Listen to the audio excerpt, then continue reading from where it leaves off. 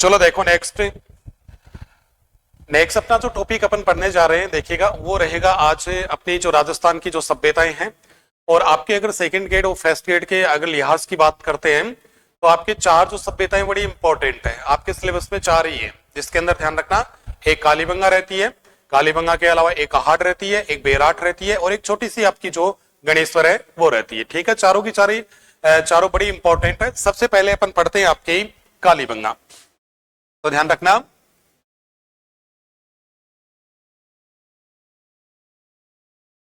कालीबंगा। देखो कालीबंगा के अंदर पहला जो क्वेश्चन एक दो बार पूछा जा चुका है वो ये पूछा गया कि कालीबंगा उसका मतलब क्या है। ठीक है, तो ध्यान रखना ये कालीबंगा आपका सिंधी भाषा का शब्द है, सिंधी भाषा। ठीक है, और सिंधी भाषा के अंदर ध्यान रखिएगा आपका जो काली है उस काली का मतलब होता है काला, ब्लैक कलर। ठीक है, और ध्यान रखना बंगा है, बंगा का मतलब होता है चूड़ियां। तो ध्यान रखना जब इस स्थान की खुदाई की गई तो खुदाई के अंदर यहां से आपके ब्लैक कलर की या काले रंग की क्या प्राप्त हुई थी, चूड़ियां प्राप्त हुई। इस कारण इस स्थान का नाम था वह क्या रखा गया था, तो आपका कालीबंगा रखा गया।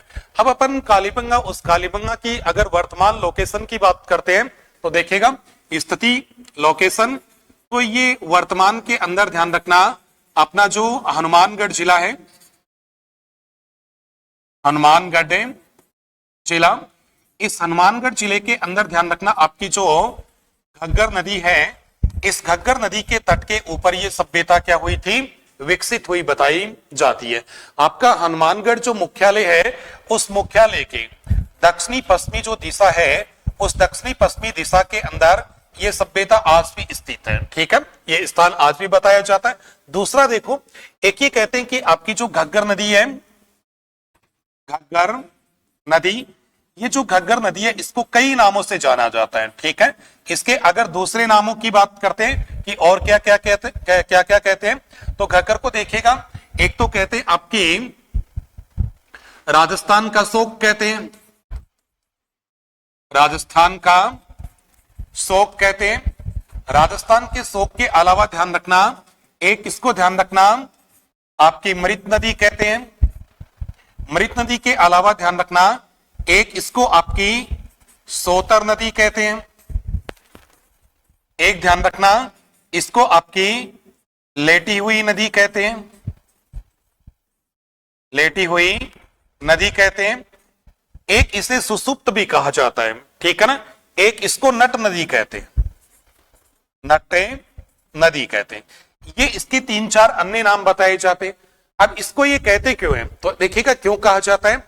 अगर पहली बात करें, ये राजस्थान का शोक इसको इसलिए कहते हैं कि कभी कभी इसके अंदर बाढ़ आती थी तो इस पूरे के पूरे क्षेत्र को ये क्या कर देती थी, तहस नहस। ठीक है, बाढ़ हमेशा नहीं आती थी, कभी कभी आती थी। जब बाढ़ आती थी तो पाकिस्तान के फोर्ट अब्बास क्षेत्र तक ये चली जाती थी, हकरा के नाम से जानी जाती थी। अब ये वर्तमान के अंदर आपकी बहुत कम बहती है, मृत प्राय हो चुकी है, इसको मृत नदी कहते हैं। सोतर और लेटी हुई एक ही कारण कहते हैं, बड़ी सुसुप्त अवस्था में बहती है। ठीक है ना, देखिएगा बाढ़ तो कभी कभी आती थी, वैसे बहुत शांत अवस्था में बहती थी, इसको सोतर नदी, लेटी हुई नदी कहते थे। जब ये बहती थी तो नट जाति की तरह अटखेलियां करती हुई बहती थी टेढ़े मेढ़े रूप के अंदर, इसको क्या कहते थे, नट नदी कहा जाता था। तो ये ध्यान रखना घग्गर है, उस घग्गर के क्या है अन्य नाम। दूसरा देखो, एक ये कहते हैं कि आपकी जो घग्गर नदी है, घग्गर नदी, इस घग्गर के स्थान पर जिस स्थान पे आपकी घग्गर बहती है उस स्थान पे पहले एक दूसरी नदी बहती थी और उसका नाम क्या बताया जाता आपके, तो सरस्वती नदी बहती थी। सरस्वती नदी को एक नाम से और पुकारते हैं, इसको आपका दृष्टवती नदी भी कहते हैं, दृष्टवती नदी के नाम से भी पुकारा जाता है। तो पहले घग्गर के स्थान पे कौन सी नदी बहती थी, आपकी दृष्टवती नदी बहती थी या सरस्वती नदी। अब देखिएगा सरस्वती नदी है, कौन सी नदी, सरस्वती नदी। इस सरस्वती नदी का जो आपका सर्वप्रथम जो उल्लेख मिलता है, सबसे पहले इसका जो उल्लेख मिलता है, ये उल्लेख ध्यान रखना आपके ऋग्वेद के अंदर इसका वर्णन मिलता है, उल्लेख मिलता है। और ऋग्वेद के अंदर ध्यान रखना इसका जो 53वां मंडल है, उस 53वें मंडल का 10वां मंडल है, उसका 53वां सूक्त है, ठीक है।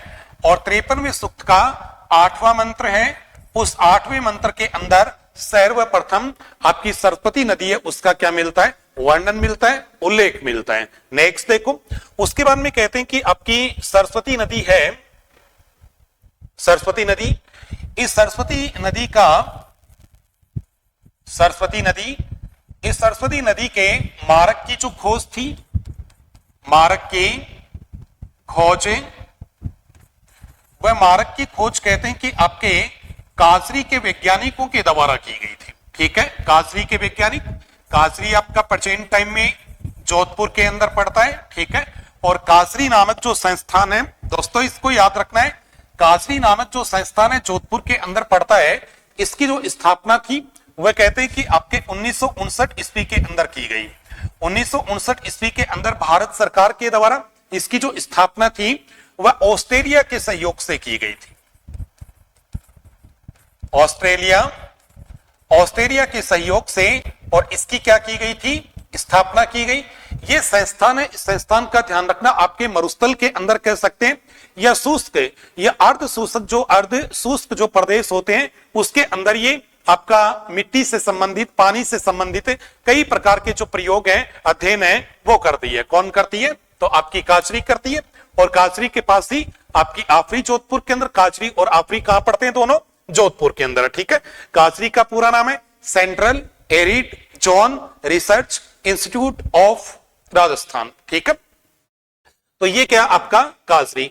नेक्स्ट देखो, उसके बाद में देखिएगा, ऐसा भी बताया जाता है कि आपकी जो सरस्वती नदी है, सरस्वती नदी, ये आज भी आपका जो पश्चिमी राजस्थान है, उस पश्चिमी राजस्थान के अंदर भूमिगत अवस्था में बहती है, भूमिगत अवस्था में बहती है। और जो काजरी है, उस काजरी के जो वैज्ञानिक हैं, उन वैज्ञानिकों के द्वारा, काजरी के वैज्ञानिकों के द्वारा इसके 2 प्रमाण दिए गए हैं कि भाई आपकी सरस्वती नदी आज भी बहती है। इसके काजरी के वैज्ञानिकों के द्वारा कितने प्रमाण दिए गए? तो 2 प्रमाण दिए गए, ठीक है। वह 2 प्रमाण आपके कौन कौन से हैं? उन दोनों प्रमाणों की बात करें तो देखिएगा कौन कौन सा आता है। नंबर 1 अगर बात करते हैं तो वो बताया जाता है, नंबर 1 देखिएगा, आपका जैसलमेर है। ये जैसलमेर के अंदर एक क्षेत्र है जिसको कहते हैं आपका सम क्षेत्र। इस सम क्षेत्र के अंदर आपके चांदन नलकूप है। इस नलकूप का पाया जाना, जिसको आपका थार का घड़ा कहते हैं। क्या कहते हैं? थार का घड़ा, ठीक है। इसको समझ लो। देखो, आपका जो काजरी है, उस काजरी के द्वारा कहते हैं कि आपका जैसलमेर का सम क्षेत्र है, उसके अंदर कहते हैं कि मिट्टी का अध्ययन किया जा रहा था या पानी का अध्ययन किया जा रहा था। तो या इसके अंदर पानी है या नहीं है, उसका वो अध्ययन कर रहे थे। तो कहते हैं कि उन्होंने ड्रिल के माध्यम से जमीन के अंदर एक पाइप उतारा, ठीक है। तो पाइप के अंदर देखिएगा, जैसे पाइप अपन ने जमीन के अंदर डाल दिया, अब इस पाइप को अगर बाहर निकालेंगे, फिर ध्यान रखना, हमेशा ये पाइप होते हैं ऐसे, ये ऐसे खुलते हैं, ठीक है। तो इस पाइप को इन्होंने जब खोला तो ध्यान रखना, जैसे इतना सा पार्ट था, ये वाला पार्ट था, ये वाला पार्ट था, ऐसे इसके अंदर मिट्टी के बॉक्स बन के आए। जैसे ये वाला बॉक्स था, इसमें रेड कलर की मिट्टी आ गई, ये वाला बॉक्स था, इसमें काली मिट्टी आ गई, ठीक है। ये वाला बॉक्स था, इसके अंदर आपकी भूरी मिट्टी आ गई। ये वाला बॉक्स था, इसके अंदर कुछ और आ गया। ये वाला बॉक्स था, इसके अंदर ध्यान रखना आपके पत्थर और मिट्टी दोनों आ गई। लेकिन ये वाला बॉक्स था, इसके अंदर कहते हैं कि क्या भर के आया? पानी भर के आया, ठीक है। आप देखिएगा, इन्होंने इसको नाम क्या दिया? ये एक क्या था? नलकूप था, ठीक है ना। एक क्या था? कूप था, नलकूप था। और ध्यान रखना, इसको नाम दिया इन्होंने चांदन नलकूप। और इसका पानी था, वह पानी मीठा था, खारा नहीं था। मरुस्थल के अंदर वैसे अधिकांश खारा पानी मिलता है। इसका ध्यान रखना, थार के अंदर, मरुस्थल के अंदर एक ऐसा मीठा पानी मिलना, तो काजरी के वैज्ञानिकों के द्वारा इसे कौन सा नाम दिया था? तो आपका थार का घड़ा कहा था। ठीक है, ये मैंने जो आपको बताया ये रामायण आपको कोई नहीं पूछेगा, केवल आपको दो चीजें पूछ सकते हैं, और वह चीजें आपको क्या पूछेंगे कि आपका चांदन नलकूप कहां पर है, सम तहसील के अंदर। ठीक है, थार का घड़ा किसको कहते हैं, तो चांदन नलकूप को कहा जाता है। ये थार वाली बात बहुत बार पूछ ली गई। एक और देखिएगा, नंबर दूसरा देखो, दूसरा बताते हैं कि आपका जैसलमेर है, इस जैसलमेर के अंदर जहां पे पाकिस्तान की सीमा टच करती है, ठीक है, जैसलमेर के अंदर वहां पे एक क्षेत्र है जिसको क्या कहते हैं, आपका लाठी सीरीज कहते हैं दोस्तों। ठीक है, क्या कहते हैं, लाठी सीरीज। और ये लाठी सीरीज है, लाठी सीरीज ध्यान रखना, जैसलमेर के अंदर एक उपजाऊ मिट्टी की पट्टी है। जैसलमेर सीरीज के अंदर लाठी सीरीज नामक एक उपजाऊ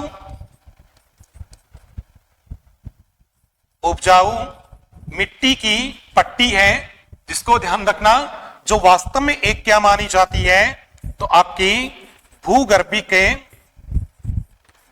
के जल पट्टी बताई जाती है, जहां पे हल्की सी बारिश से सेवन और आपके धामन दो टाइप के क्या होते हैं, घास होते हैं, और अपना पूरा जीवन, ठीक है, 6-7 महीने का इनका जीवन होता है, वो बड़ा पूरा जीवन व्यतीत करते हैं। अब सुनो देखो, ठीक है, देखिएगा यहां पे हल्की सी बारिश का जैसे मान लेते हैं, ठीक है, कि ये आपकी लाठी सीरीज है जो आपकी 60 मीटर चौड़ी बताई जाती है। ठीक है, 80 मीटर के आसपास ये लंबी है।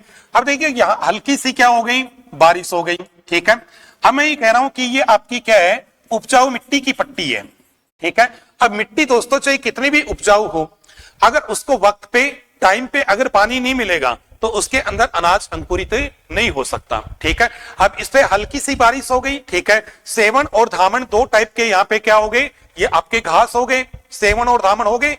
अब देखिएगा अगर हल्की सी बारिश हुई, इसके बाद में बारिश होती नहीं है, अब नीचे इसके एक क्या बहती है, जलपट्टी बहती है। क्या बहती है, जलपट्टी। और ये जलपट्टी है, इसको क्या करती है, सपोर्ट करती है नीचे से।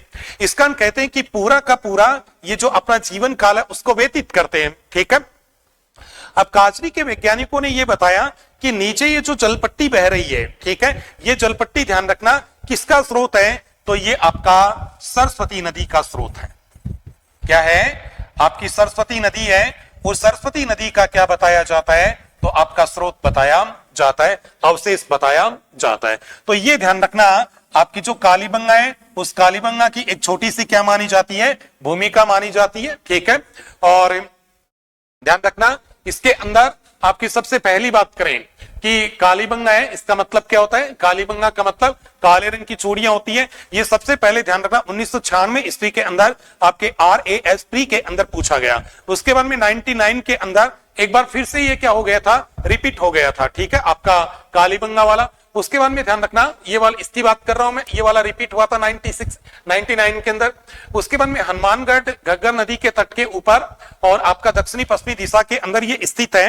ये ध्यान रखना, आपका जो जेल प्रहरी है 2018 की एग्जाम, ठीक है, जेल प्रहरी 2018 के अंदर ये क्वेश्चन क्या किया गया था, पूछा गया था। ठीक है, उसके बाद में देखिएगा सरस्वती नदी वाली बात बहुत बार पूछ ली गई, आपका ये वाला पूछ लिया गया, ये वाला पूछ लिया गया। मैं एक एक बताऊंगा, टाइम लगेगा। ठीक है ना, इसलिए जो सीधे बता देता हूं कौन कौन से पूछे गए। आपका ये वाला पूछ लिया गया, आपके ऑस्ट्रेलिया के सहयोग से काजरी की स्थापना की गई, थर्ड ग्रेड की एग्जाम में आ गया। ये ध्यान रखना, आपका लाठी सीरीज एक जलपट्टी है, ये RAS प्री एग्जाम के अंदर आया हुआ है। तो इसमें से बहुत सारे जो क्वेश्चन है वो आपके एग्जाम के अंदर आ चुके हैं, तो इसको थोड़ा सा ध्यान से देखना है। ठीक है, ये ध्यान रखना, आपकी कालीबंगा, उस कालीबंगा की एक क्या है, भूमिका है। ठीक है, आगे देखिएगा, नेक्स्ट देखो दूसरा। अब बात करते हैं अपन जो कालीबंगा है, उस कालीबंगा की मैन की बात कर लेते हैं। ठीक है, तो देखिएगा कालीबंगा, मैं कालीबंगा का यहां पे आपको जो पहला कंसेप्ट बताऊंगा ये थोड़ा विवादित रहेगा, लेकिन दो तरीके बताऊंगा, दोनों तरीके से एग्जाम के अंदर है, दोनों याद रखना। ठीक है, क्या क्या तरीके हैं देखिएगा। एक तो कहते हैं कि आपकी कालीबंगा है, इस कालीबंगा की जो खोज है, इस खोज का सर्वप्रथम पहली बार कालीबंगा की जो खोज है, उस खोज का जो श्रेय दिया जाता है वह श्रेय ध्यान रखना एलपी टेसीटोरी को दिया जाता है। एलपी टेसीटोरी ये सीईटी की एग्जाम 2023 में पूछा गया, ठीक है, कि कालीबंगा की खोज किसके द्वारा की गई, तो आपके एलपी टेसीटोरी के द्वारा। चार कंसेप्ट थे, चार ऑप्शन थे, चार के अंदर यह पूछा गया कि निम्न में से कौन सा कालीबंगा सभ्यता के बारे में गलत है, ठीक है, तो उसमें यह भी था, ठीक है, कि कालीबंगा सभ्यता की खोज सर्वप्रथम किसके द्वारा की गई, एलपी टेसीटोरी के द्वारा, यह सत्य माना गया था, ठीक है। इससे पहले एक दो बार यह भी पूछ लिया गया कि कालीबंगा की खोज है वह सर्वप्रथम किसके द्वारा की गई, तो ध्यान रखना वहां पे अमलानंद घोष मान लिया गया। तो अमलानंद घोष और एलपी टेसीटोरी ये दोनों हैं, लेकिन क्वेश्चन कभी भी आएगा कि कालीबंगा की खोज किसके द्वारा की गई सर्वप्रथम, तो ऑप्शन ए की मिलेगा, ठीक है, या तो क्या मिलेगा एलपी टेसीटोरी मिलेगा, या आपका क्या मिलेगा ए घोष अमलानंद घोष मिलेगा। दोनों कभी साथ साथ नहीं आएंगे क्योंकि ऐसा अलग अलग हो चुका है, ठीक है। नेक्स्ट देखो, अब ये एलपी टेसीटोरी कौन था, इसके बारे में मैं आपको दो तीन बातें बता देता हूं, ठीक है, ध्यान रखना। ऐसा कहते हैं कि एलपी टेसीटोरी एक बहुत इंटेलिजेंट आदमी था और ये आपका इटली का रहने वाला था, इटालियन था, ठीक है। अब ये कहते हैं कि इसको इंग्लिश आता था, इसको लैटिन आता था, संस्कृत आता था, बर्च आती थी, हिंदी आती थी, कई भाषाओं का इसको क्या था, ज्ञान था। इस कारण कहते हैं कि जॉर्ज अब्राहम ग्रियर्सन के द्वारा आपके एलपी टेसीटोरी को इंडिया इनवाइट किया गया, इंडिया बुलाया गया। ये 1914 ईस्वी के अंदर पहली बार इंडिया आया, ठीक है, लगभग आपका ये अप्रैल के आसपास आया था, ठीक है ना, अप्रैल के आसपास ये आया, आपके बॉम्बे आता है। उसके बाद में कहते हैं कि आपका अगस्त के आसपास जोधपुर आ जाता है, ठीक है, जोधपुर में कुछ दिन रहता है, एंड के अंदर ये बीकानेर आ जाता है। और बीकानेर में आने के बाद में कहते हैं कि उस दौरान 1914 ईस्वी के दौरान बीकानेर के महाराजा गंगा सिंह थे, ठीक है, गंगा सिंह बहुत इंटेलिजेंट आदमी थे, उनको ऐसे व्यक्ति अगर मिल जाते थे वो उसको छोड़ते नहीं थे। तो गंगा सिंह ने कहते हैं कि इनको अपने पास में रखा, ठीक है, इनको नौकरी दी और ये ऊंट पे चढ़ करके दूर दूर क्षेत्रों के अंदर जाया करते थे। इनको एक काम सौंपा गया, काम क्या सौंपा गया था, यह कहा गया कि आपको राजस्थान के अंदर अलग अलग क्षेत्रों के अंदर जो आपका डिंगल साहित्य, चारण साहित्य बिखरा पड़ा है उसको एक जगह क्या करना, इकट्ठा करना, व्यवस्थित करना है। यह कार्य किसके द्वारा सौंपा गया था, तो गंगा सिंह के द्वारा सौंपा गया एलपी टेसीटोरी को। अब ये कहते हैं कि ऊंट पे चढ़ चढ़ के दूर दूर जाता है डिंगल साहित्य को क्या करने के लिए, इकट्ठा करने के लिए, संकलित करने के लिए, उसका संग्रह करने के लिए। तो ये कहते हैं कि आपका कालीबंगा वाले भाग के अंदर गया, पल्लू वाले भाग में गया, बड़ोपल वाले भाग में गया, रंग महल वाले भाग में गया, पल्लू गया, ठीक है। तो इन सब स्थानों की खोज किसके द्वारा की गई थी, आपके एलपी टेसीटोरी के द्वारा की गई थी। एंड के अंदर 1919 ईस्वी के अंदर बीकानेर के अंदर इनका देहांत हो जाता है और बीकानेर के अंदर ही इनकी क्या बनी हुई है, छतरी बनी है, स्मारक बना हुआ है, इनका समाधि स्थल बताया जाता है, ठीक है। एलपी टेसीटोरी बहुत इंटेलिजेंट आदमी था, इसने कई किताबें भी लिखी, ठीक है। जैसे इनके द्वारा एक प्रसिद्ध पुस्तक लिखी गई जिसका नाम है राजस्थानी चारण साहित्य एवं ऐतिहासिक सर्वे, ठीक है, राजस्थानी चारण साहित्य एवं ऐतिहासिक सर्वे लिखा गया इसके द्वारा। एक लिखा गया पश्चिमी राजस्थानी का व्याकरण लिखा गया। इसके अलावा ध्यान रखना एक लिखा गया इनके द्वारा descriptive catalogue of the bardic and historical and chronicles, इनकी क्या है, एक पुस्तक है। ये दो चार इनकी क्या थी, पुस्तक थी। तो ये कौन था, आपका एलपी टेसीटोरी था, जिसके द्वारा सबसे पहले कालीबंगा सभ्यता की क्या की गई थी, खोज की गई थी। उसके आगे देखो, उसके बाद में अपन बात करते हैं कालीबंगा सभ्यता है, उस कालीबंगा सभ्यता के उत्खनन की बात करते हैं, ठीक है, कालीबंगा सभ्यता का उत्खनन, ठीक है। ध्यान रखना कालीबंगा सभ्यता का उत्खनन का जो कार्य है वह किसकी देखरेख में होता है, तो आपका भारतीय कालीबंगा सभ्यता है, इसका उत्खनन का जो कार्य किया जाता है वह ध्यान रखना भारतीय पुरातत्व सर्वेक्षण विभाग की देखरेख में करते हैं। भारतीय पुरातत्व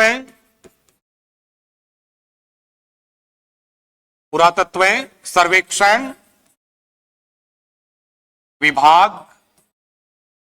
दिल्ली, ये एग्जाम के अंदर है इसलिए बता रहा हूं, ठीक है। कालीबंगा के अंदर जो उत्खनन का कार्य किया गया है वह किसकी देखरेख में किया गया, तो ध्यान रखना आपका भारतीय पुरातत्व सर्वेक्षण विभाग जो कहां पर है, दिल्ली के अंदर है, इसके देखरेख में इसका उत्खनन किया जाता है। अब देखिएगा इसका सबसे पहली बार सर्वप्रथम इसका उत्खनन था, वह सर्वप्रथम उत्खनन कौन करता है, तो कालीबंगा का सर्वप्रथम पहली बार जो उत्खनन का कार्य था, यह उत्खनन का कार्य आपके अमलानंद घोष, ठीक है।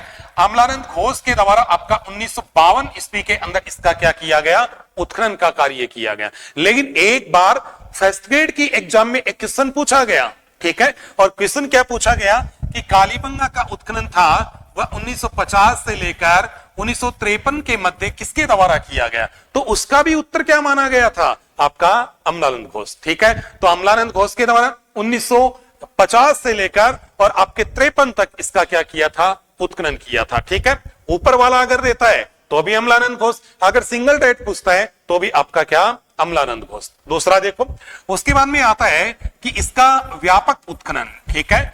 व्यापक उत्खनन की मतलब, व्यापक उत्खनन का मतलब हुआ कि एक बड़े स्तर के ऊपर इसका उत्खनन था, वह दो लोगों के द्वारा किया गया, जिसमें एक व्यक्ति का नाम बताया जाता है वह था बीबी लाल, एक का नाम क्या बताया जाता है आपका, बी वी लाल, ठीक है, और दूसरे का नाम बताया जाता आपका बी के थापर, ठीक है ना। इन दोनों के द्वारा इसका उत्खनन आपके 1961 से लेकर के और 1969 ईस्वी तक किया गया था। सेकंड ग्रेड की एग्जाम में आया हुआ है, ठीक है ना, कि 1961 से लेकर 1969 तक इसका उत्खनन किया। उनमें निम्न में से कौन व्यक्ति नहीं था, ठीक है ना, तो दो तीन के नाम और दे रखे थे, ठीक है ना। अब देखिएगा, इसका पूरा नाम बताया जाता ब्रजवासी लाल, इसका नाम बताया जाता बालकृष्ण थापर, ठीक है ना। तो बालकृष्ण थापर और आपका ब्रजवासी लाल, इनके द्वारा किया गया। एक और देखिएगा, अगर अन्य उत्खननकर्ताओं की बात करते हैं, अन्य उत्खननकर्ता, तो अन्य उत्खननकर्ता थे वह कौन कौन थे, देखिएगा। एक का नाम बताया जाता है वह आता आपका एसपी जैन, ठीक है, एसपी जैन साहब आते हैं। एक बताए जाते हैं आपके एमडी खर्रे, और एक बताए जाते हैं आपके के एम श्रीवास्तव। गलती करवाइएगा, ध्यान रखना, के एम मुंशी डालेगा, लेकिन आप लोगों को ध्यान क्या रखना है, के एम श्रीवास्तव याद रखना है, ठीक है। तो ये इसके क्या माने जाते हैं, अन्य उत्खननकर्ता, ये इसके क्या है, व्यापक उत्खननकर्ता, ये इसका क्या है, मूल उत्खननकर्ता, ठीक है। वैसे अगर बात करें तो सारे के सारे क्या है, इसके उत्खननकर्ता माने जाते हैं। और हर एक आदमी के बारे में एग्जाम के अंदर क्या कर लिया गया, पूछ लिया गया, तो सारे के सारे आप क्या रखोगे, याद रखोगे, ठीक है। तो ये ध्यान रखना, इसके उत्खनन का क्या था, पॉइंट है। उसके बाद देखो आगे, दूसरा देखो, एक ऐसे बताया जाता है कि आपकी कालीबंगा है, कालीबंगा, ये कालीबंगा कहते हैं कि अपने स्वतंत्र भारत का, स्वतंत्र भारत का प्रथम क्या है, तो आपका पुरातात्विक स्थल है, ठीक है, पुरातात्विक स्थल है, जिसका कहते हैं कि स्वतंत्रता के बाद पहली बार क्या किया गया था, उत्खनन किया गया था, ठीक है। स्वतंत्रता के बाद भारत के अंदर पहली बार जिस स्थल का उत्खनन किया गया उसका नाम क्या माना जाता है, कालीबंगा। नेक्स्ट देखो, उसके बाद में कहते हैं कि इसका उत्खनन कालीबंगा है, कालीबंगा, कालीबंगा का जो उत्खनन का कार्य था, उत्खनन का कार्य वह 5 स्तरों पर किया गया, 5 स्तरों पर। इसका मतलब क्या हुआ, जैसे 1 2 3 4 5, ठीक है, पहला स्तर, दूसरा स्तर, तीसरा स्तर, चौथा स्तर और 5वां स्तर, इस प्रकार से 5वां स्तर, ठीक है। अगर एक और कर देंगे तो क्या हो जाएगा, 6 हो जाएगा, सबसे नीचे वाला ही चला जाएगा। तो 5 स्तरों के ऊपर किया गया, जिसमें ये वाला, ठीक है, और ये वाला, ठीक है। दोबारा देखिएगा, जैसे 5 5 4 3 2 और 1, ये 2 स्तर हैं, ठीक है, इसके पहले और दूसरे स्तर हैं। ये कहते हैं कि आपकी जो हड़प्पा सभ्यता है, सिंधु घाटी सभ्यता है, उससे भी क्या बताए जाते हैं, पुराने बताए जाते हैं। इसका इन दोनों को क्या कहा जाता है, ये दोनों कहते हैं कि आपके प्राग हड़प्पा, प्राग हड़प्पा है, प्राग हड़प्पा कालीन, यानी हड़प्पा से भी पहले के हैं, ठीक है। और आपका तीसरा, चौथा, 5वां, ये कहते हैं कि आपकी जो हड़प्पा है, सिंधु घाटी सभ्यता है, उसके क्या माने जाते हैं, तो आपके समकालीन बताए जाते हैं, ठीक है। 5 स्तरों के ऊपर इसका उत्खनन किया गया, पहला और दूसरा है वह हड़प्पा सभ्यता से भी प्राचीन है, सिंधु घाटी सभ्यता से प्राचीन है, और पहला, तीसरा, चौथा, 5वां हड़प्पा के क्या बताए जाते हैं, समकालीन बताए जाते हैं। दूसरा देखो, एक ये कहते हैं कि आपकी सिंधु घाटी सभ्य सॉरी कालीबंगा सभ्यता है, इस कालीबंगा सभ्यता के बारे में कहते हैं कि ये राजस्थान के अंदर जितनी भी सभ्यताएं हैं उन सभी सभ्यताओं की, और इसको क्या कहा जाता है, तो आपकी जननी कहा जाता है। क्यों कहते हैं? प्राचीन होने के कारण, राजस्थान की सभ्यताओं में सबसे प्राचीन होने के कारण इसको क्या कहते हैं, राजस्थान की सभ्यताओं की जननी कहते हैं। ठीक है, नेक्स्ट देखो, उसके बाद में आता है कि विश्व में सर्वप्रथम, ठीक है, पूरी दुनिया के अंदर, पूरे विश्व के अंदर सबसे पहली बार, फर्स्ट टाइम, ठीक है, आपके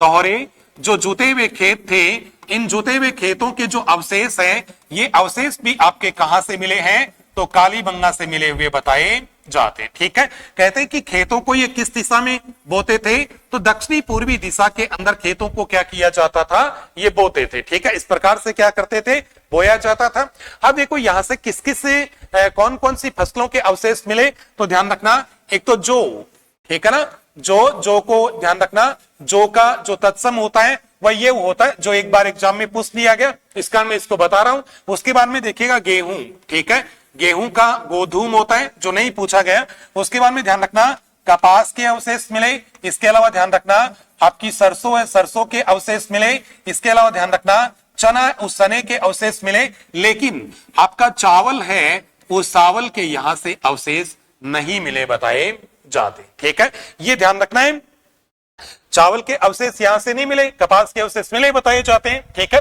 तो ये आपका ध्यान रखना है, इस प्रकार से ये क्या करते थे, खेती करते थे। दूसरा देखो, एक ये कहते हैं कि यहां से आपकी सबसे पहले, ठीक है, आपकी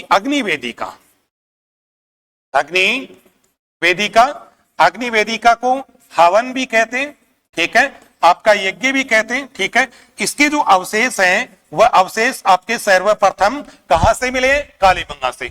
लेकिन अभी देखिएगा आपका 2023 की सीईटी की एग्जाम में एक पूछा गया कि आपके ये हवन के, वेदिका के, आपके यज्ञ के अवशेष कौन से स्तर से मिले। ठीक है ना, तो ध्यान रखना ये वाला जो भाग है, ये भाग आपकी कालीबंगा सभ्यता है उसका क्या कहलाता है, अविकसित भाग कहलाता है। ठीक है, इतना विकसित नहीं था, लेकिन ये वाला भाग है ना, ये वाला, ये क्या है, विकसित भाग कहलाता है। ठीक है, तो ध्यान रखना आपका जो विकसित भाग है, तीसरा, चौथा, पांचवा, यहां से आपकी जो अग्निवेदिका है, हवन है, उसके क्या प्राप्त हुए हैं, तो आपके अवशेष प्राप्त हुए बताए जाते हैं। ठीक है, ये जो मैंने आपको अभी बताया है ये ध्यान रखना आप। और देखिएगा ये जो आपकी अग्निवेदिकाएं हैं, यहां से पशु की जली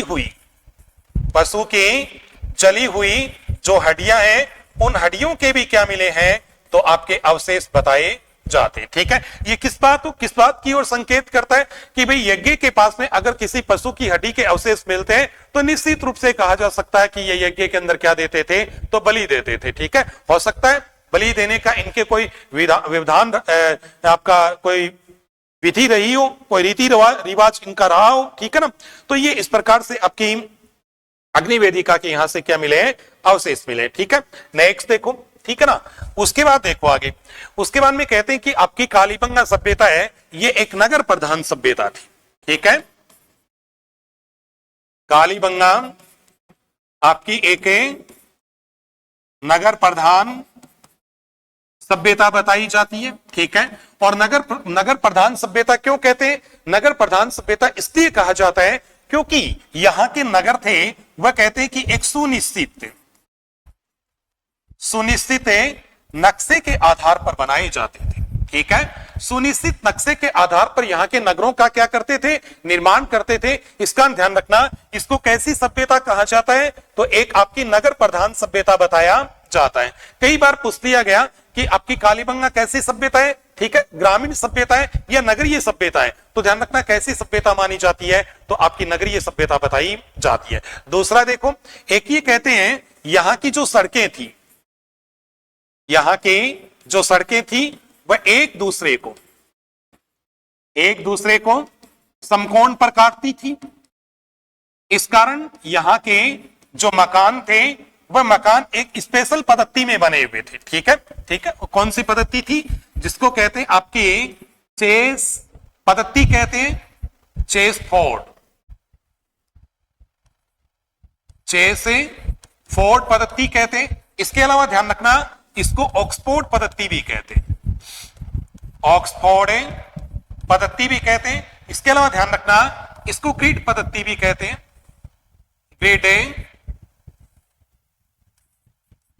ग्रिड पद्धति कहते हैं। एक ध्यान रखना इसको क्या कहते हैं, आपकी जाल पद्धति भी कहते हैं। अब देखिए क्या था, ऐसे कहते हैं कि एक सड़क अगर इधर से आती है तो एक सड़क इधर से आएगी, एक इधर जा रही है तो एक इधर आ रही है, एक इधर जा रही है, एक ऐसे एक ऐसे एक ऐसे एक ऐसे, ठीक है, ऐसे, ठीक है ना। अब देखिएगा यहां पर जैसे एक मकान ये था, एक ये था, एक ये था, एक ये था, एक ये था, ठीक है, उसी प्रकार से इधर से बने हुए थे। इस प्रकार यहां के जो मकान थे वह देखने के अंदर देखिएगा कैसा एक जाल सा दिखाई देता है, इसका इसको जाल पद्धति कहते हैं, ठीक है। आपके ग्लोब के ऊपर जो रेखाएं होती है उनको क्या कहते हैं, ग्रिड कहते हैं, जो इसी प्रकार से बनी होती है, ठीक है। आपके शतरंज आपने खेला है तो शतरंज के अंदर जो बॉक्स होते हैं इसी प्रकार के होते हैं, इसको क्या कहा जाता है, चेस कहते हैं, ठीक है। और इसी कारण इसको क्या कहते हैं, आपकी ऑक्सफोर्ड पद्धति के नाम से पुकारा जाता है, ठीक है ना। तो ध्यान रखना यहां की सड़कें थी वह एक दूसरे को समकोण के ऊपर काटती थी, जो आपकी 7.20 मीटर और क्या बताई जाती है, तो आपकी चौड़ी बताई जाती है, ठीक है ना। इस प्रकार से कहते हैं कि यहां की सड़कें थी वह सड़कें भी बड़ी क्या बताई जाती है, व्यवस्थित बताई जाती है, ठीक है। उसके बाद में देखिएगा अपन नगर नियोजन की बात कर रहे हैं, ठीक है। तो कालीबंगा उसकी खुदाई की गई, तो खुदाई के अंदर इसके नगर नियोजन के 2 टीले प्राप्त हुए। किसके नगर नियोजन है, उस नगर नियोजन के आपके कितने टीले मिले हैं, तो आपके 2 टीले प्राप्त हुए, जिसमें एक टीला उसको आपका कौन सा टीला कहते हैं, तो पूर्वी टीला कहते हैं, ठीक है ना। और ध्यान रखना एक जो टीला है उस टीले को आपका कौन सा टीला कहते हैं, तो पश्चिमी टीला कहा जाता है, ठीक है ना। दोनों टीले, इन दोनों टीलों की अलग अलग क्या बताई जाती है, विशेषताएं बताई जाती है। ये जो इसको कहते हैं आपका नगर टीला कहते हैं, क्योंकि यहां से आपकी सामान्य बस्ती, ठीक है ना, सामान्य बस्ती है, वो सामान्य बस्ती के यहां से क्या प्राप्त हुए हैं, तो अवशेष प्राप्त हुए। इसके अलावा बात करते हैं पश्चिमी टीले की, तो ध्यान रखना इसको कौन सा टीला कहते हैं, तो इसको आपका दुर्ग टीला कहा जाता है, ठीक है। ध्यान रखना राजस्थान के अंदर सर्वप्रथम आपके दुर्ग के जो अवशेष थे वह भी कहां से मिले, कालीबंगा से ही प्राप्त हुए बताए जाते, ठीक है ना। अब देखो दोनों टीले थे, ये कहते हैं कि आपकी रक्षा प्राचीर से, ठीक है। दोनों टीले हैं, ये दोनों टीले आपकी जो रक्षा प्राचीर है, रक्षा प्राचीर का मतलब एक सुरक्षित दीवार है, उसे क्या थे, घिरे हुए बताए जाते। इसका ध्यान रखना इस सभ्यता को आपके दोहरे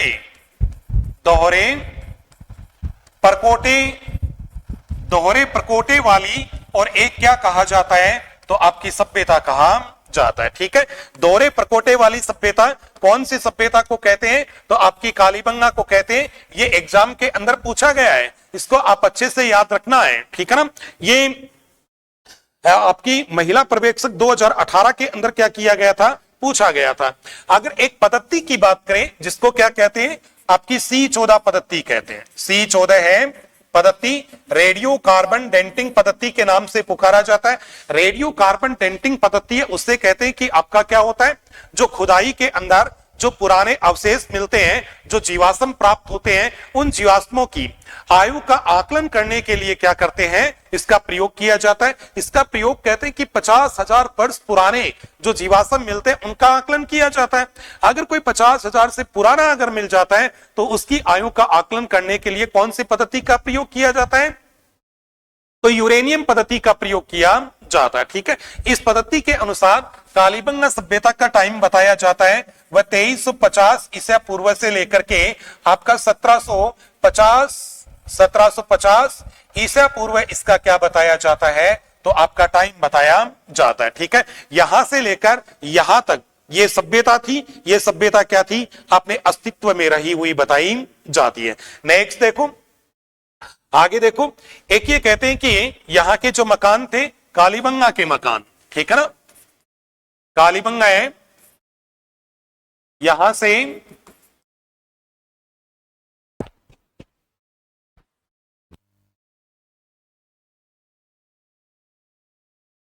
देखिएगा क्या कहते हैं, ऐसे बताया जाता है कि कालीबंगा है यहां से अलंकृत ईंटें प्राप्त हुई है, कालीबंगा से अलंकृत ईंटें प्राप्त हुई है, यानी कि उनको किसी न किसी टाइप से क्या किया गया, अलंकृत किया गया, सजाया गया, ठीक है। और ये ध्यान रखना, इन ईंटों को आपके सूर्य का जो प्रकाश होता है, सूर्य के प्रकाश में इनको क्या किया जाता था, पकाया जाता था। इसका ध्यान रखना, इनको कैसी ईंट कहते हैं, तो आपके सूर्य तपी ईंट भी कहा जाता है, जो ध्यान रखना आपके 4:2:1 में बनी होती थी। ये इनकी साइज होती थी, इनका क्या होता था, आकार होता था। तो कालीबंगा से अलंकृत ईंटें प्राप्त हुई है।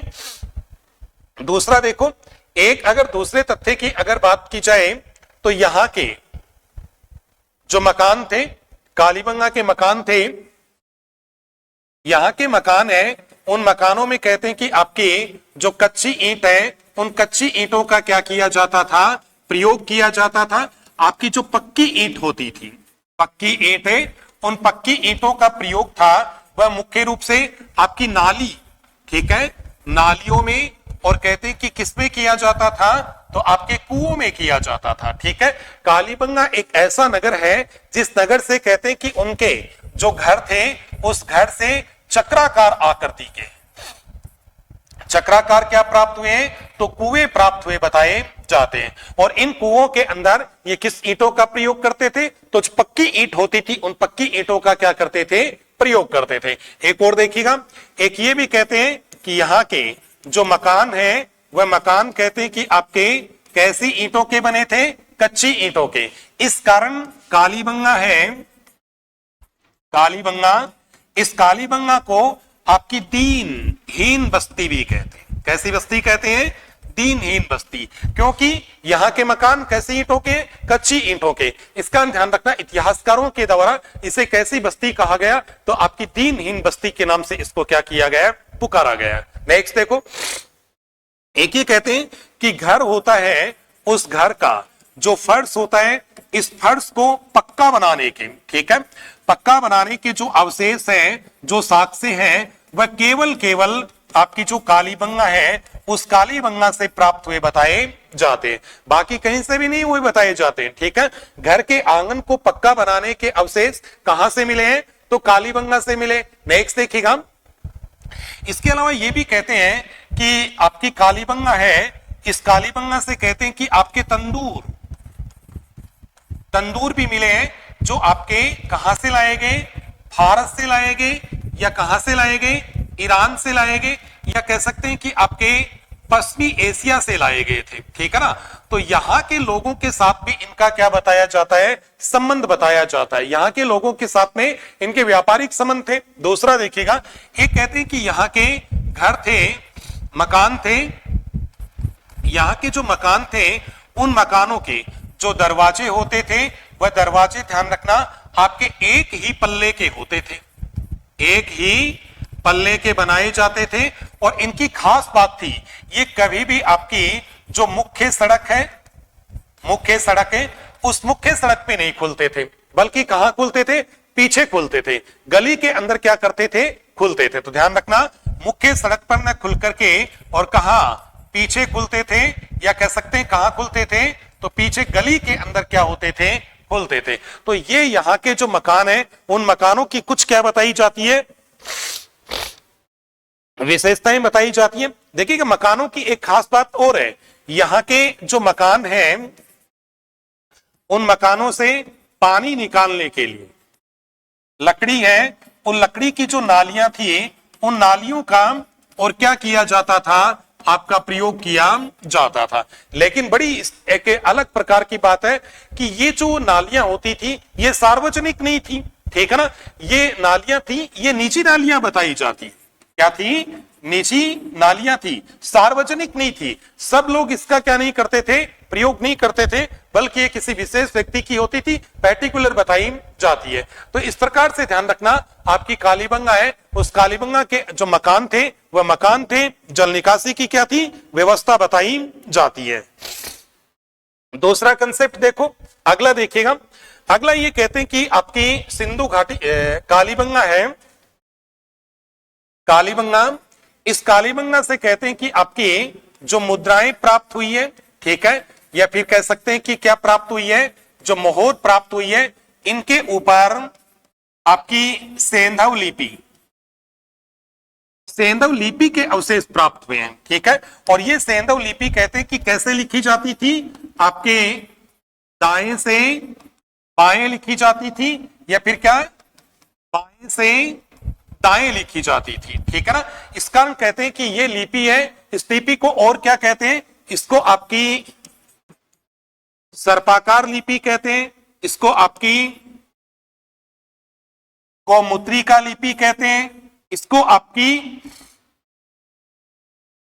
पिक्टोग्राफ लिपि कहते हैं, इसको ध्यान रखना आपकी बुस्ट्रोफेदन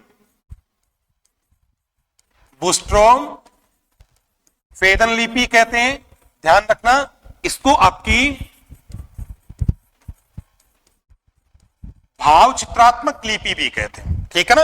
और ध्यान रखना इस लिपि की खास बात है, और वो खास बात क्या है, इस लिपि को आज तक कोई भी क्या नहीं कर पाया है, तो पढ़ नहीं पाया है, ठीक है। अब देखिएगा, जिस काल के अवशेष, लिखित अवशेष तो मिलते हैं, लेकिन उसको कोई क्या नहीं कर पाता है, पढ़ नहीं पाता है, तो ऐसे काल को क्या कहा जाता है, तो ऐसे काल को ध्यान रखना आपका आद्य ऐतिहासिक काल कहा जाता है। क्या कहते हैं, आद्य ऐतिहासिक काल।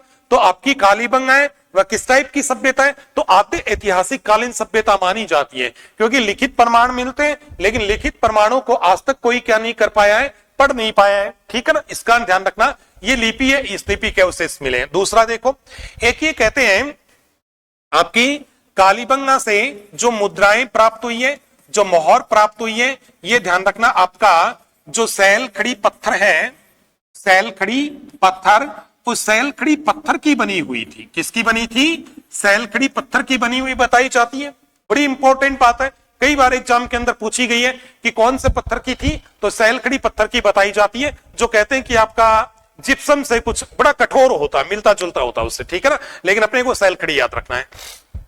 उसके बाद देखिएगा, एक ही कहते हैं कि यहां से जो मुद्राएं प्राप्त हुई हैं, कहां से, आपकी सिंधु घाटी कालीबंगा है, इस कालीबंगा से आपकी जो मुद्राएं प्राप्त हुई है, उन मुद्राओं के ऊपर ध्यान रखना, एक पर आपका व्याघ्र यानी चित्ता, और ध्यान रखना एक के ऊपर आपकी महिला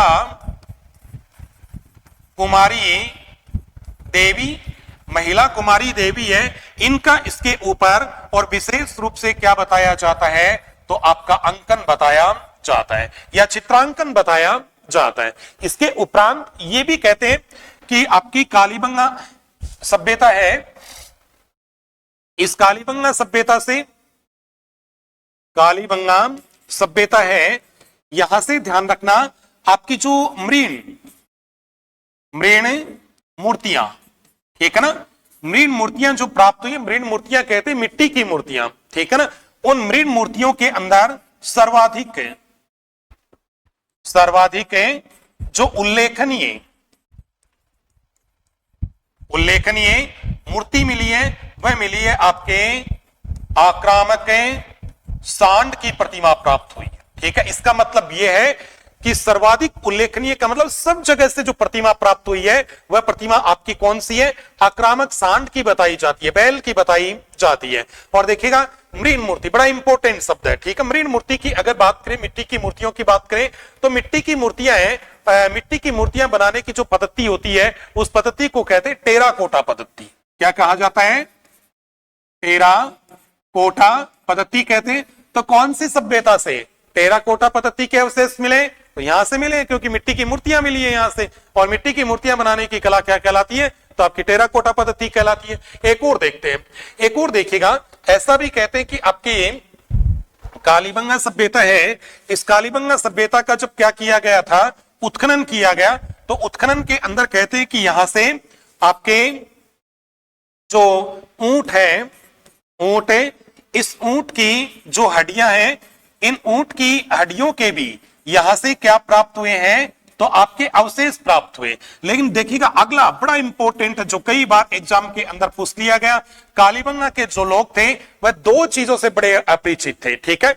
एक तो कहते हैं कि घोड़े को नहीं जानते थे, किसको नहीं जानते थे, घोड़े को, और एक कहते हैं कि आपका जो लोहा था उस लोहे को नहीं जानते थे। घोड़ा और लोहा घोड़ा वो क्या नहीं करते थे, अनभिज्ञ बताए जाते, अनजान बताए जाते। कहां के लोग हैं, आपकी कालीबंगा सभ्यता के जो लोग हैं वह घोड़े से और इन चीजों से क्या थे, सारे के सारे क्या थे, अनजान थे। एक और देखिएगा, बड़ी बहुत इंटरेस्टेड बात है, और वो क्या कहते हैं कि यहाँ के जो लोग थे वह खोपड़ी की जो शल्य चिकित्सा होती है, शल्य चिकित्सा, उस शल्य चिकित्सा से क्या थे, या फिर कपाल छेदन जो प्रक्रिया थी उस प्रक्रिया से ये क्या थे, जानकार थे। ठीक है, इस और कपाल छेद, यहां से कहते हैं कि एक बालक की खोपड़ी मिली है जिसके अंदर 6 क्या मिले हैं, छेद मिले हैं। ठीक है ना, इस आधार पर कहा जाता है कि यहाँ के लोग कपाल छेदन की जो प्रक्रिया थी उससे वाकिफ थे, जानकार थे, या फिर कह सकते हैं खोपड़ी की शल्य चिकित्सा चीर फाड़ करने में क्या बताए जाते हैं, जानकार बताए जाते हैं। ठीक है, इसलिए कहा जाता है यहां से चिकित्सा है, उस चिकित्सा की प्राचीनतम पद्धति ट्रेफिनेशन है, उस ट्रेफिनेशन के यहां से क्या प्राप्त हुए हैं, तो आपके अवशेष प्राप्त हुए बताए जाते हैं। ठीक है, कहां की बात कर रहे हैं, तो अपन बात कर रहे हैं आपकी कालीबंगा सभ्यता की। ठीक है, घोड़े से क्या थे, अनजान थे, लोहे से क्या थे, अनजान थे, ये सारी की सारी चीजें बताई जाती है। नेक्स्ट देखो, यहां के लोग कहते हैं कि व्यापार के अंदर बड़े दक्ष थे। ठीक है, दूर दूर दराज तक ये क्या करते थे, व्यापार करते थे। इंडिया में नहीं, ये बाहर के देशों से भी क्या करते थे, व्यापार करते थे। इसलिए कहते हैं कि कालीबंगा के जो लोग हैं वह आपके जल और थल, ये दोनों मार्ग थे, इन दोनों मार्ग से क्या करते थे, व्यापार करते थे। ठीक है, इसका मतलब इनका व्यापार बड़ा उन्नत था, क्योंकि जल से भी करते थे, थल से भी करते थे। और ध्यान रखना कहां कहां से व्यापार करते थे, तो इनका व्यापार था वह काफी लंबा था। ठीक है, कहां कहां से देखिएगा, एक कहते हैं कि ये आपका अफगानिस्तान से व्यापार करते थे, अफगानिस्तान, ईरान, खुरासान, मिस्र, मेसोपोटामिया।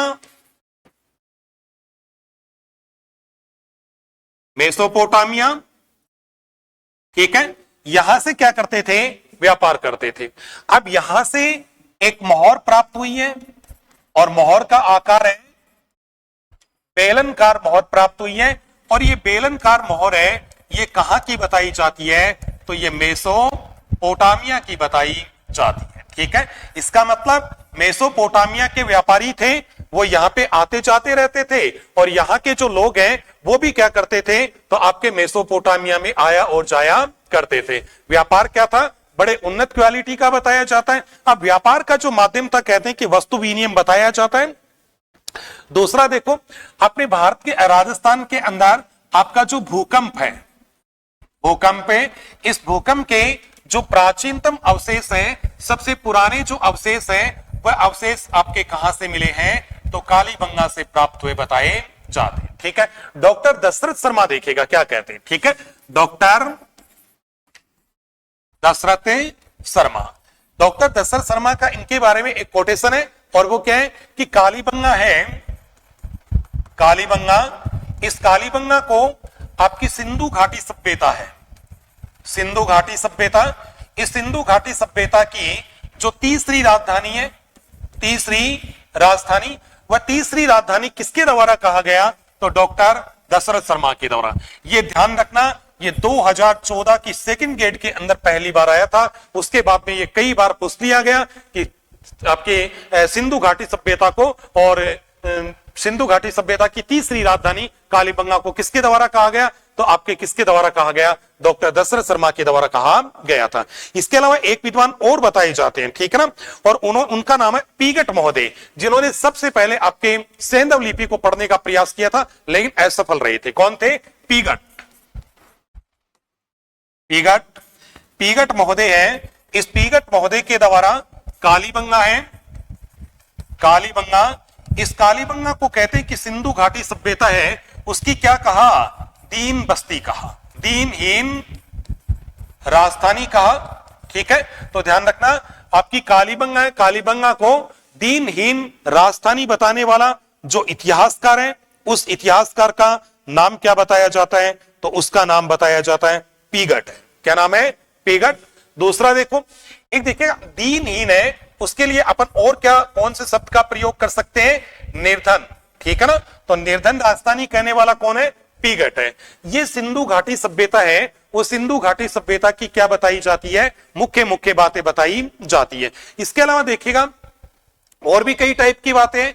अगर बात करते इनका जो स्वाधान था, इनकी अंत्येष्टि थी, इनका अंतिम संस्कार था, वो किस टाइप से किया जाता था? ठीक है ना, तो उसकी भी अपन क्या कर लेते हैं? बात करते हैं। ठीक है, सिंधु घाटी सभ्यता के अंदर सर्वोपरि जो स्थान था वह आपके पुरोहित का बताया जाता है। ठीक है ना, कौन था? पुरोहित। पुरोहित का स्थान सर्वोपरि बताया जाता है सिंधु घाटी सभ्यता के अंदर। ठीक है, सिंधु घाटी सभ्यता का एक पार्ट है जिसका नाम क्या है? कालीबंगा। इसलिए कहते हैं कालीबंगा के अंदर भी आपका सर्वोच्च स्थान था, वह सर्वोच्च स्थान आपका किसका बताया जाता है? तो आपके पुरोहित का बताया जाता है। ठीक है, नेक्स्ट देखो, अब यहां से और क्या क्या चीजें प्राप्त हुई?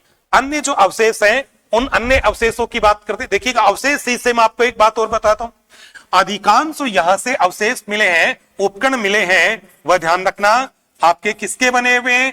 कांसे के। इसका ध्यान रखना, इसको कौन सी सभ्यता कहा जाता है?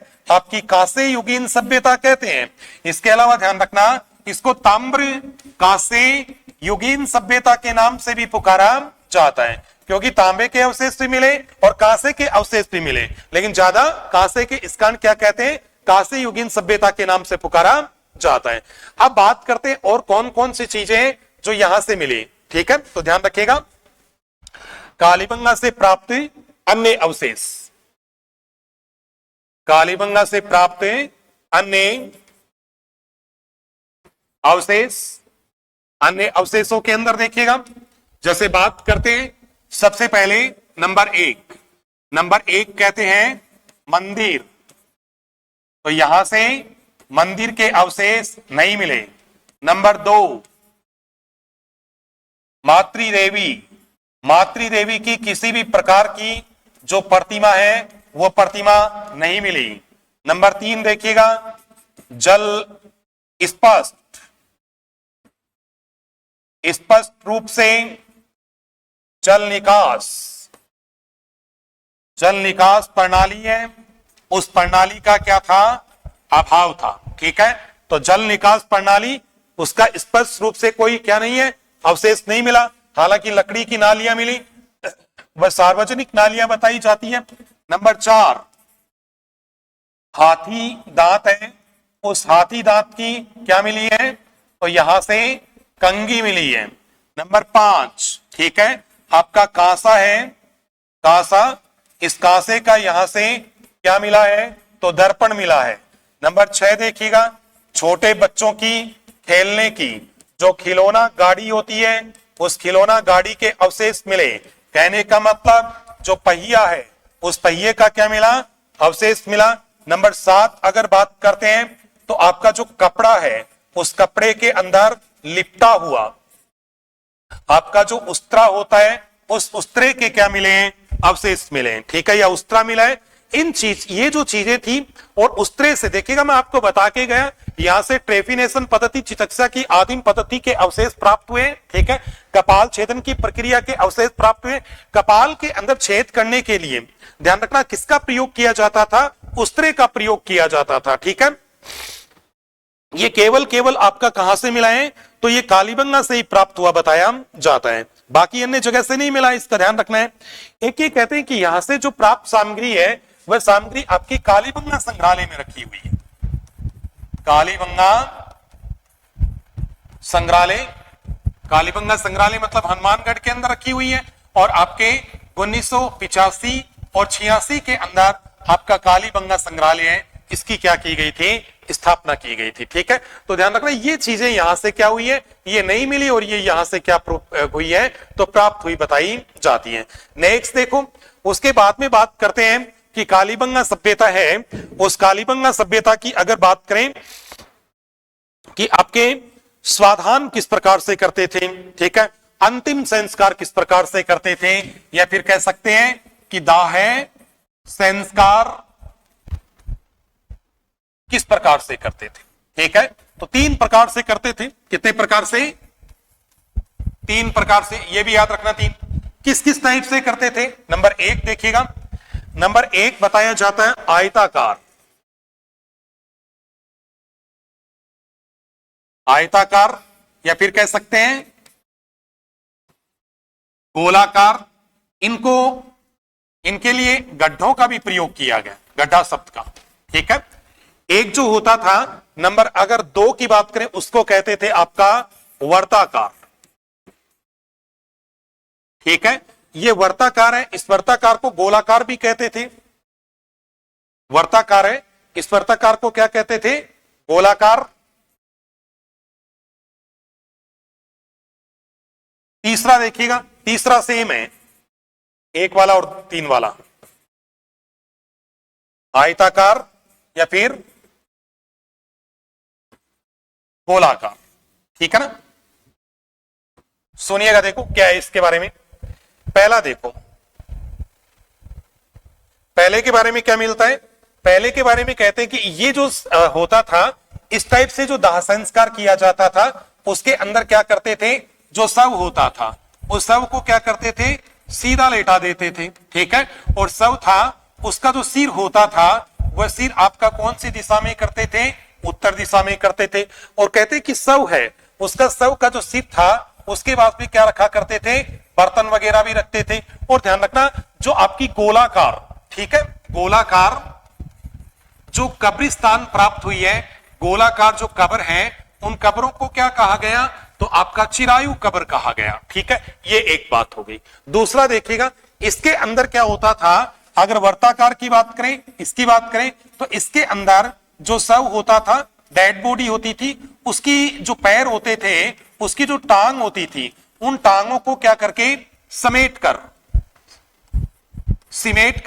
और क्या कर दिया जाता था? उसको गाड़ देते थे। जैसे अपन बैठते ना, देखो जैसे सीधे बैठते हैं ऐसे, ठीक है ना, तो अपने घुटनों के बल बैठते ना फोल्ड करके, उस टाइप से क्या कर देते थे? इनको गाड़ देते थे। और इसके पास में भी कहते हैं कि कई प्रकार की बर्तन वगैरह वो चीजें थी वह रखी जाती थी। उसके बाद तीसरे टाइप की अगर बात करें, तो तीसरे टाइप की कब्र थी, उनको कहते थे आपका निपेक्स कहते थे। क्या कहते थे? निपेक्ष।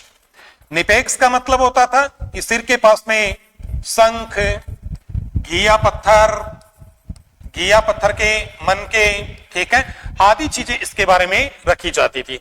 अब मजे की बात क्या है? मजे की बात यह है, नंबर 2 और नंबर 3 ये जो कब्रें, इनसे कोई शव प्राप्त नहीं हुआ। ठीक है, इसलिए कहते हैं नंबर 1 और नंबर 2 और नंबर 3 ये कैसे? ये प्रतीक आत्मक क्या बताए जाते हैं? आपके समाधि स्थल बताए जाते हैं। ठीक है, तो ये क्या है? एक प्रकार से प्रतीकात्मक समाधि स्थल माने जाते हैं। देखिएगा, जब बर्तन की बात आ गई, मृत भांड की जब बात आ गई, तो कालीबंगा है, उस कालीबंगा से आपके कैसे टाइप के? लाल रंग के मृत भांड प्राप्त हुए हैं। ठीक है ना, कैसे रंग के? कालीबंगा है, यहां से कहते हैं कि आपके लाल रंग है, उस लाल रंग के यहां से क्या मिले हैं? मृत भांड मिले, मिट्टी के बर्तन मिले, जिनके ऊपर आपके काले और भूरे रंग की क्या बनाई गई है? तिर्यक, तिरछी, ठीक है, आपकी गोलाकार, अर्धचंद्राकार और क्या बनाई गई है? रेखाएं बनाई गई है। ठीक है, ये ध्यान रखना, आपका उद्योग प्रसार अधिकारी 2018 के अंदर ये क्वेश्चन पूछा गया था। ठीक है, कि उद्योग प्रचार अधिकारी के अंदर पूछा गया 2018 में कि कालीबंगा है, उस कालीबंगा से किस प्रकार के बर्तन प्राप्त हुए? तो लाल रंग के, और उनके ऊपर किस प्रकार की रेखाएं वगैरह बनाई जाती थी, तो ये पूछ लिया गया था। ठीक है, ये ध्यान रखना, कब पूछा गया? उद्योग प्रचार अधिकारी 2018 के अंदर पूछा गया था। अब देखिए कालीबंगा, उस कालीबंगा के पतन की अगर बात करें, ठीक है, तो 2 कारण बताए जाते हैं। एक तो कहते हैं कि आपका जो नदी थी, उस नदी ने, घग्गर नदी थी, सरस्वती नदी थी, उसने अपना मार्ग था, वह मार्ग अपना क्या कर लिया था? परिवर्तित कर लिया, सूखा पड़ गया था। ठीक है, लेकिन डॉक्टर गोपीनाथ शर्मा ये कहते हैं कि दोनों अलग अलग सुन लेते हैं। देखिएगा, नंबर 1 अगर बात करें तो वो क्या है कि सूखा पड़ जाना, ठीक है, या फिर नदी है, उस नदी का जो मार्ग था, नदी के द्वारा अपना मार्ग है उसको क्या कर लेना, बदल लेना। ठीक है, एक तो ये था। लेकिन दूसरा बड़ा इंपॉर्टेंट है, जो हमारे राजस्थान के एक बहुत ही प्रसिद्ध इतिहासकार डॉक्टर गोपीनाथ शर्मा के द्वारा बताया गया। शर्मा साहब ये कहते हैं कि ध्यान रखना, भूचाल क्या था, भूचाल,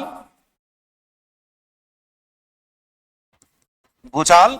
और एक कहते हैं कि आपका जो कच्छ का रण है, उस कच्छ के रण में क्या भर जाना, मिट्टी भर जाना। ठीक है, अब ये क्या था देखिएगा, एक तो ये क्या भूचाल आ गया भयंकर रूप वाला, इस कारण कहते हैं कि ये नष्ट हो गई। एक देखिएगा डॉक्टर गोपीनाथ शर्मा बहुत अच्छी बात बताते हैं, और वो बात क्या बता रहे हैं, वो उनका कहने का मतलब ये है कि जैसे अपन बात करते हैं कि अपना, जैसे अपन बात करते हैं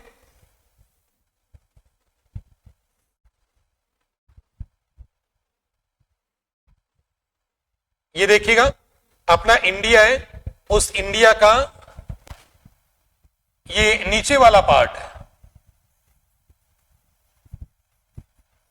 ठीक है, समझने के लिए। ठीक है, अब ये दो खाड़ियां हैं। ठीक है, एक खंबात की खाड़ी है, एक कच्छ की खाड़ी है। खंबात की खाड़ी और एक कच्छ की खाड़ी। ठीक है, मैं इधर क्या कह रहा हूं, कच्छ, कच्छ कारण। ठीक है, अब देखिएगा इधर पड़ता है अरब सागर, क्या पड़ता है, अरब सागर।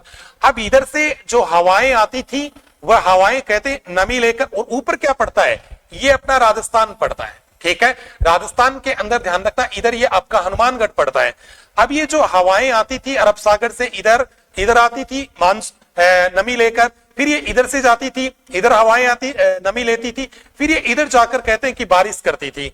अब ये क्या करने लगी, ये हवाएं सूखी चलने लगी। ठीक है ना, इस कारण कहते हैं कि ये वाला भाग था, ये क्या हो गया था, तो ये आपका मिट्टी का समुद्र बन गया था, रेत का सागर बन गया था। तो इस प्रकार से कहते हैं कि आपकी कालीबंगा सभ्यता थी, उस कालीबंगा सभ्यता की इंपॉर्टेंट बात मानी जाती है। ध्यान रखना, ये आपके फर्स्ट गेट, सेकंड गेट, आपके एलडीसी, आपके पटवारी, ग्राम सेवक, राजस्थान पुलिस, राजस्थान की हर एक इंपॉर्टेंट एग्जाम के अंदर इसको क्या किया जाता है, रखा जाता है। बाकी मिलता है अपन नेक्स्ट क्लास में। Thank you.